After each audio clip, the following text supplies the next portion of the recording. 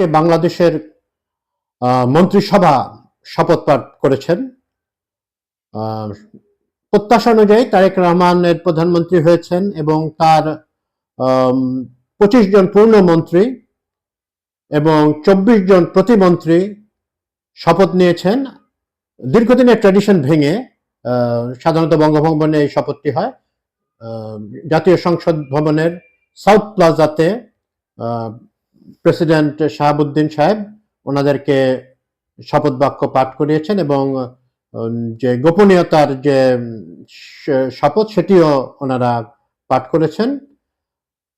তো এই 25 এবং 24 49 জন মন্ত্রী প্রতিমন্ত্রী এটা বড় না বাংলাদেশের তুলনায়। এটা বলাই হচ্ছিল যে মন্ত্রী খুব বেশি বড় হবে না মন্ত্রিসভার লিস্ট। তো 25 জন মন্ত্রী হয়েছেন এবং মোটামুটি এটা খুব একটা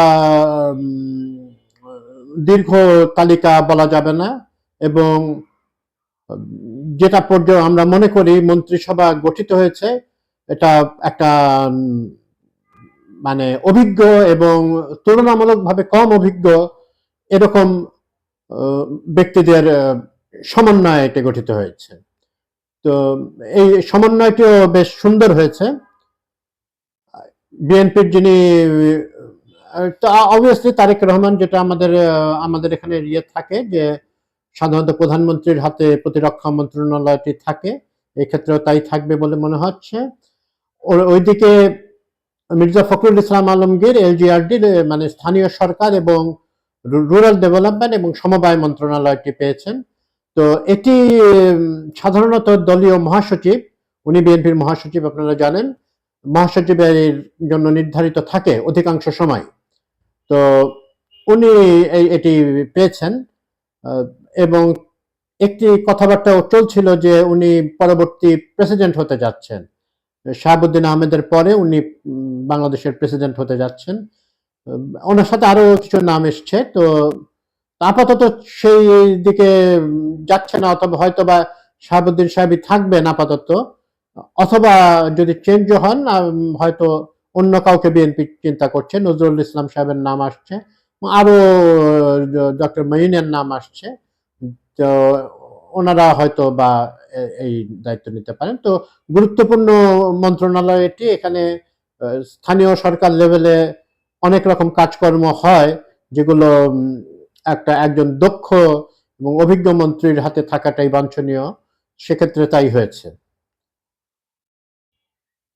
ফিনান্স এবং প্ল্যানিং, অর্থ ও পরিকল্পনা, এই মিনিস্ট্রিটি পেয়েছেন বিএনপির বর্ষীয়ান নেতা এবং এই যে গত 17 বছর ধরে বিএনপির জন্য অনেক কাজকর্ম করেছেন এবং পরিশ্রমী নেতা হিসেবে পরিচিত এবং ব্যবসায়ী মহলে। এবং আমরা দেখেছি যে কিছুদিন আগে যে আমির খসরু মাহমুদ চৌধুরী যে প্রেস ব্রিফিংটি করেছিলেন তারেক রহমান ইন্টারকন্টিনেন্টালে, সেখানে উনি তার পাশে থেকে দু একটি প্রশ্নের জবাব দিয়েছিলেন, চমৎকারভাবে জবাব দিয়েছিলেন। তো ওনার একটা জাতীয় আন্তর্জাতিক অঙ্গনে তার দক্ষতা নিয়ে বেশ ভালো ভালো কথাই শোনা যায় এবং আমরা মনে করি যে অর্থ পরিকল্পনা সাধারণত দুটো মিনিস্ট্রি থাকে। হ্যাঁ, দুটো মিনিস্ট্রি দুজন থাকেন। এখানে দুজনকে দুটো মিনিস্ট্রির দায়িত্ব ওনাকে দেওয়া হয়েছে এবং যদিও আমাদের এখানে যেহেতু অর্থনীতির উন্নতি করা, সহসা তো উন্নতি হবে না, কিন্তু গ্র্যাজুয়ালি এটা উন্নতি করার যে চ্যালেঞ্জটি বিএনপির সামনে রয়েছে, এই চ্যালেঞ্জ মোকাবেলার জন্য তারেক রহমান হয়তো বা বেছে নিয়েছেন এমন একজনকে যিনি এই বিষয়টি নিয়ে তার অনেক কাজকর্ম রয়েছে এবং যিনি এই চ্যালেঞ্জ মোকাবেলার জন্য সবচেয়ে যোগ্য ব্যক্তি মনে করেছেন। এবং অনেক অবজারভারি যারা দেখছেন, পর্যবেক্ষণ করছেন, তারাও মনে করেন যে আমির খসরু মাহমুদ চৌধুরী ভালোভাবে এটা তার দায়িত্ব পালন করবেন। সালাউদ্দিন আহমেদ, এটা প্রত্যাশিত ছিল যে উনি স্বরাষ্ট্রমন্ত্রী হবেন। গতকাল থেকে উনি ছাড়া আর কারোর নাম এখানে শোনা যাচ্ছিল না। একটু আগে অবশ্য শোনা যাচ্ছিল যে মেজর হাফিজ অথবা যে ফর্মার এয়ারফোর্সের চিফ যে আলতাফ চৌধুরী, ওনার হওয়ার কথা ছিল, কিন্তু কথাবার্তা এরকম হচ্ছিল যে এনারা হতে পারেন। কিন্তু এই বা মিলিটারি ব্যাকগ্রাউন্ডের কেউ হবেন স্বরাষ্ট্রমন্ত্রী, কিন্তু সেটা হয়নি। বাবরের নাম শোনা যাচ্ছিল, লুৎফুজ্জামান বাবরের নাম অনেক শোনা যাচ্ছিল, কিন্তু গতকাল থেকে মোটামুটি এরকম একটা শোনা, মানে বোঝা যাচ্ছিল অ্যাকচুয়ালি যে সালাউদ্দিন আহমেদ, যাকে অনেকেই বলছেন যে হয়তো ভবিষ্যতে বিএনপির জয়েন্ট সেক্রেটারি উনি দায়িত্ব নিতে পারেন, এবং বিএনপির এখনকার ভেতরে উনি খুব বেশি বয়স্ক নন এবং অত তরুণও নন, মানে উনি একটি মাঝারি অবস্থানে আছেন বয়সের দিক দিয়ে, অভিজ্ঞতার দিক দিয়ে, এবং উনিও এই দীর্ঘদিন উনি গুম অবস্থায় ছিলেন আওয়ামী লীগ শাসন আমলে। তো পার্টির জন্য তার স্যাক্রিফাইসও রয়েছে, এবং আমরা যে দেখেছি যে গত ১.৫ বছরে উনি ভার্চুয়ালি বিএনপির স্পোক্স পারসন ছিলেন। উনি বিভিন্ন আলোচনায় বিএনপির প্রতিনিধিত্ব করেছেন, খুব স্মার্টলি প্রতিনিধিত্ব করেছেন, এটা বলতে হয় যে উনি শুধু পোশাকের দিক থেকেই নন, ওনার অ্যাটিটিউড, যে বডি ল্যাঙ্গুয়েজ, সবকিছুই অত্যন্ত স্মার্ট এবং কনফিডেন্ট, এবং এই এই এই এই আত্মবিশ্বাস যে উনি এক্সিকিউট করেছেন এই ইয়ের সময়টাকে, তো আমাদেরকে সেটা আশ্বস্ত করে যে এটাও খুব চ্যালেঞ্জিং একটা জায়গা। পুলিশের মোরাল ভেঙে গেছে এটা আমরা শুনছিলাম, যদিও লাস্টের দিকে, ইন্টারিমের লাস্টের দিকে এই মোরালটা কিছুটা রিকভার হচ্ছিল। তো তারপরেও এখনো পুরোপুরি হয়নি, তার সামনে এটা দায়িত্ব থাকবে এবং উনি এটা উতরিয়েও যাবেন বলেই মনে হচ্ছে। তা আমি কনফিডেন্ট ম্যান, এবং এবং তাকে দেখে মনে হয়েছে, তার কার্যকলাপে মনে হয়েছে যে উনি এমন একজন মানুষ who can get things done. তো এরকমটি সালাউদ্দিন আহমেদও good choice as the home minister. কিছু কিছু মন্ত্রণালয় আছে, এটা এখানে আসলে অত চ্যালেঞ্জ থাকে না, যদিও গুরুত্বপূর্ণ, সব মন্ত্রণালয় গুরুত্বপূর্ণ, তো কিন্তু এখানে খুব খুব স্পেশাল কিছু জিনিস হচ্ছে, কিছু মন্ত্রণালয় আছে যেখানে একেবারে সরকারের নিজস্ব লোক, মানে খুবই দক্ষ লোক এবং যারা সরকারের নীতি নির্ধারক পর্যায়ে থাকেন এমন লোক দরকার। তো হোম মিনিস্ট্রি এরকম একটা জায়গা, দেশের এই ভঙ্গুর এখন পর্যন্ত পুরোপুরি সুস্থ না হয়ে ওঠা যে আইন শৃঙ্খলা ব্যবস্থা, সেটাকে থেকে উত্তরণের রাস্তা খুঁজে বের করতে হবে, এবং এই জন্যই তারেক রহমান এই পদটি সালাউদ্দিন আহমেদকে দিয়েছেন। আচ্ছা, ইকবাল হাসান মাহমুদ, ওনাকে এনার্জি মিনিস্টার করা হয়েছে, মিনারেল রিসোর্স, এনার্জি, জ্বালানি, খনিজ সম্পদ, বিদ্যুৎ, এগুলো, বিদ্যুৎ নিয়েও আমাদের এখানে একটা ইয়ে আছে, আশঙ্কার কথা অনেকে বলেছেন যে আমরা একটা এনার্জি ক্রাইসিসে পড়তে যাচ্ছি, এবং এখন এগুলো কি বলে যে এই ফসিল ফুয়েল মুক্ত জ্বালানির কথা বলা হয়, তো সহসা তো আর সেটা হচ্ছে না।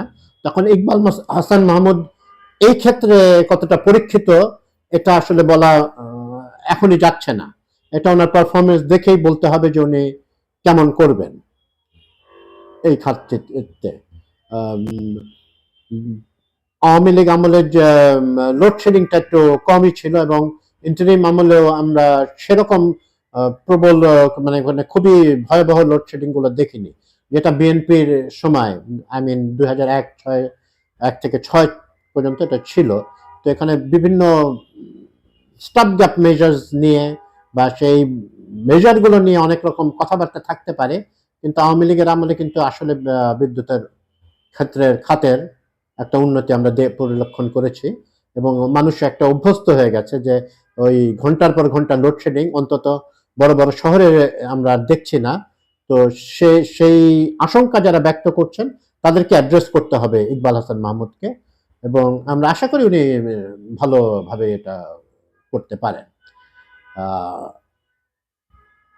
একজন মিনিস্টার, উনি তার পারফরমেন্স আগে দেখিয়েছেন, খুব ভালো পারফরমেন্স দেখিয়েছেন শিক্ষা খাতে।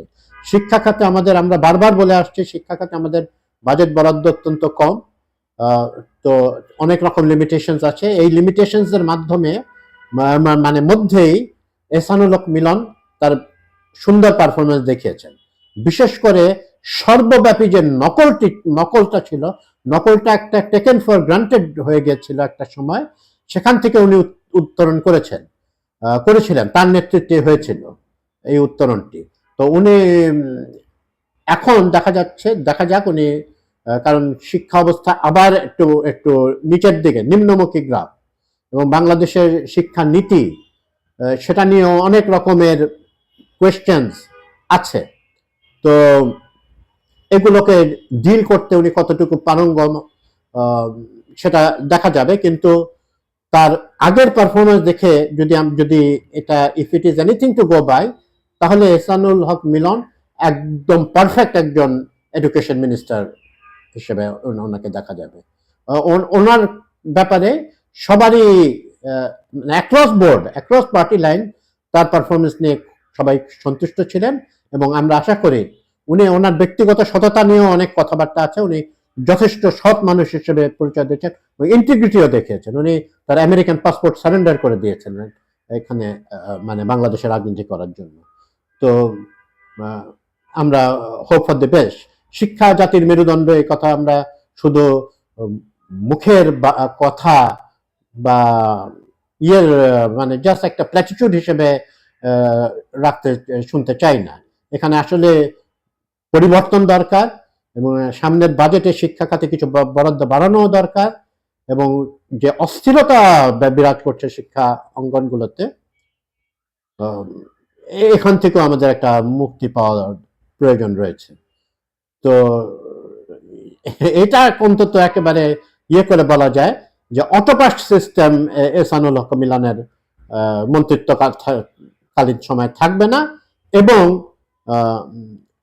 উনি অত্যন্ত সিনসিয়ারলি এই বিষয়টি দেখবেন। আচ্ছা, এখানে একটি ব্যাপার, আমি যেখানে বসবাসকারী করি, ঢাকা 10 যে আসনটি, সেখানে যিনি এমপি হয়েছেন উনি খুব ইম্পর্টেন্ট কিছু মিনিস্ট্রির দায়িত্ব পেয়েছেন। শেখ রবিউল আলম অত্যন্ত আলোচিত এবং ক্ষেত্র বিশেষে সমালোচিত যিনি হয়েছেন। তো আমরা তো তাকে কাছ থেকে দেখেছি, আমরা তার কি বলে বিএনপির টাফ গাই মিনিস্টার হিসেবে উনি দেখা দেবেন, টাফ গাই এমপি ছিলেন, এবং উনি একদম মনের কথাটা বলেন, এরকম আমরা যেরকম পেয়েছি আর কি, তাকে কাছে থেকে দেখেছে। ঢাকা বিশ্ববিদ্যালয়ের উনি ইন্টারেস্টিংলি গণযোগাযোগ সাংবাদিকতার ছাত্র ছিলেন, এবং তারেক রহমানের খুব আস্থাভাজন ব্যক্তি হিসেবে ওনার পরিচিতি রয়েছে। ওনাকে দায়িত্ব দেওয়া হয়েছে সড়ক পরিবহন, নৌ পরিবহন, রেলওয়ে, সেতু রেল, এগুলো সড়ক পরিবহন এই ওবায়দুল কাদেরের কাছে ছিল, কি ছিল আপনারা জানেন। তো এগুলো খুব গুরুত্বপূর্ণ কিছু মন্ত্রণালয়। তো সেগুলো শেখ রবিউল আলম পেয়েছেন। একটা তো এলাকাবাসী হিসেবে আমি খুশি, এবং আমার মনে হয় উনিও এমন একজন ব্যক্তি যিনি কাজ করে দেখান। উনি কথাও খুব সুন্দর বলেন, একটু মাঝে মাঝে একটু ক্ষুব্ধ হয়ে যান, কিন্তু উনি কাজ করে দেখাতে পারেন। এরকম মিনিস্টার আমাদের দরকার, ম্যাটার অফ ফ্যাক্ট। এবং ওনার বক্তব্য আপনারা দেখবেন টিভিতে, টক শোতে উনি প্রায় আসেন। এখন হয়তো ব্যস্ততার কারণে অত আসতে পারবেন না, কিন্তু তার খুব to the point, matter of fact উনি ওনার কথাবার্তা বলে থাকেন, এবং উনি তার ট্র্যাক রেকর্ড অনুযায়ী, মানে আগে উনি মন্ত্রী হন নাই, তো এবার হয়েছেন। এখন দেখা যাক, উনি ইনশাল্লাহ ভালোই করবেন। সারপ্রাইজ প্যাকেজ ছিল এখানে এই পুরো মন্ত্রিসভার, এই 49 জন যে প্রতিমন্ত্রী হলেন, খলিলুর রহমান, যিনি নিরাপত্তা উপদেষ্টা ছিলেন, জাতীয় নিরাপত্তা উপদেষ্টা ছিলেন, যেটা মানে ইন্ডিয়ার যেমন অজিত দোভাল এরকম থাকে, সেরকম উনিও ছিলেন। তো ওনাকে এক্সপেক্ট আসলে আজকেই তার কথাবার্তা প্রথম শোনা যাচ্ছিল যে এখান থেকে আসবে। তো ইন্টারিম থেকে কথা এমনিও শোনা গিয়েছে যে ফারুকির কথা, গোলাম সরওয়ার ফারুকি, উনি যে কালচারাল মিনিস্টার ছিলেন, ওনাকে মানে অ্যাডভাইজার ছিলেন, ওনার কথা শোনা যাচ্ছিল যে উনি হয়তো হতে পারেন। ইয়ের কথা শোনা যাচ্ছিল, রেজওয়ানার কথা শোনা যাচ্ছিল এরকম। কিন্তু তুরুপের তাস হিসেবে তারেক রহমান রেখে দিয়েছিলেন খলিলুর রহমানকে। খলিলুর রহমান আপনারা জানেন যে এই ইন্টারিম গভর্নমেন্টের সময় যত আলোচনা হয়েছে দেশের রাজনৈতিক দলগুলির সাথে, মানে ডক্টর ইউনূসের সাথে সাথেই ছিলেন, এক ধরনের কন্টিনিউশনও থাকলো। তো সাথে সাথে ছিলেন এবং একটা বড় সাফল্যের দিক, এটা আমি সাফল্যই বলছি, ওনার ইয়েতে যে আমেরিকার সাথে যে ট্রেড, যে ট্যারিফের কথা বলা হয়েছিল, সে যে বলছিল রেসিপ্রোকাল ট্যারিফের কথা বলা হয়েছিল, উনি নামিয়ে আনতে পেরেছেন। অনেক বড় ট্যারিফ আরোপ করা হয়েছিল 30%, সেটা ওনার 15%-এ নামিয়ে আসতে পেরেছেন। এই জন্য অনেক রকমের আমরাও কিছু ছাড় দিতে হয়েছে স্বাভাবিকভাবেই। তো ওনার পারফরমেন্সে নিশ্চয়ই তারেক রহমান খুব ক্লোজলি অবজার্ভ করেছেন এবং শুনেছেন তিনি তার অন্যান্য যারা, আপনি জানেন যে একটা পার্লামেন্ট মিনিস্ট্রিতে সাধারণত মানে ওয়েস্টমিনিস্টার সিস্টেমে prime minister is first among equals, তার ক্যাবিনেট কলিগদের কাছে। যদিও বাংলাদেশের সংবিধান আমাদের প্রধানমন্ত্রীকে অনেক ক্ষমতা দিয়েছে, তো উনিও নিশ্চয়ই অ্যাডভাইস নেবেন তার মিনিস্টারদের। তো বিএনপি এটা একটা চমৎকার ডিসিশন নিয়েছে বলে আমি মনে করি। এটা অনেককে অসন্তুষ্ট করবে বা করেছে, কিন্তু দেশের স্বার্থে এটা ভালোভাবে কাজ করবে। উনি যদিও পররাষ্ট্রমন্ত্রী ছিলেন না, নিরাপত্তা উপদেষ্টা ছিলেন, তো উনি কিন্তু এই রোহিঙ্গা ইস্যুতে ট্যাকল করা, বাংলাদেশের বিভিন্ন বর্ডার ইস্যুস গুলো দেখা, এগুলো এবং মিলিটারির ভিতরেও তার একটা ইনফ্লুয়েন্স বা ইয়া করা, সেগুলো ওনার অভিজ্ঞতা রয়েছে। তো উনি শুধু ফরেন মিনিস্টার ছাড়াও কিছু আরো কিছু ভ্যালু অ্যাড খলিলুর রহমান করবেন। তো আমি মনে করি সবচেয়ে চমকপ্রদ ইয়েটা হচ্ছে খলিলুর রহমান, যিনি টেকনোক্র্যাট মিনিস্টার হবেন। উনি তো ইয়ার না, বিএনপির কোনো সদস্য না বা কোনো আসন থেকে উনি এমপি হিসেবে জেতেন নাই। তো যে দুজন টেকনোক্র্যাট সদস্য আছেন ক্যাবিনেটে, তার ভেতরে উনি অন্যতম। এবং এটা এটা হয়তোবা তারেক রহমানের একটা মাস্টার স্ট্রোক হিসেবে পরিগণিত হতে পারে। আমি এই নতুন মন্ত্রিসভার সর্বাঙ্গীন সাফল্য কামনা করছি। আমাদের এই মন্ত্রিসভা তাদের ব্যর্থ হওয়ার কোনো অপশনই নেই। বাংলাদেশের কে এগিয়ে নিয়ে যাওয়ার জন্য তারা আশা করি 5 বছর কমপ্লিট করবেন, এবং সবাই হয়তো এর ভেতরে থাকবেন না 5 বছর পর্যন্তই, কিন্তু ইটস এ গুড বিগিনিং। এবং এই মন্ত্রিসভা জাতিকে আগিয়ে নিয়ে যাওয়ার জন্য, দেশের উন্নতির জন্য ভালো কাজ করবে বলে মনে হচ্ছে।